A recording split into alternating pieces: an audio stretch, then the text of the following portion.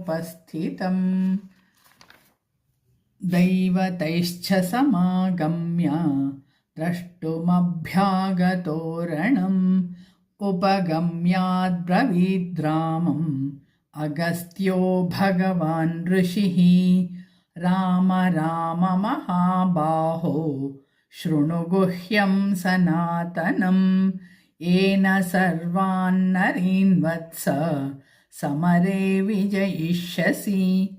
आदित्यहृदयं पुण्यं सर्वशत्रुविनाशनं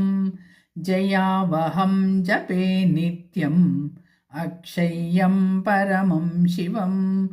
सर्वमङ्गलमाङ्गल्यं सर्वपापप्रणाशनं चिन्ताशोकप्रशमनम् आयुर्वर्धनमुत्तमं रश्मिमन्त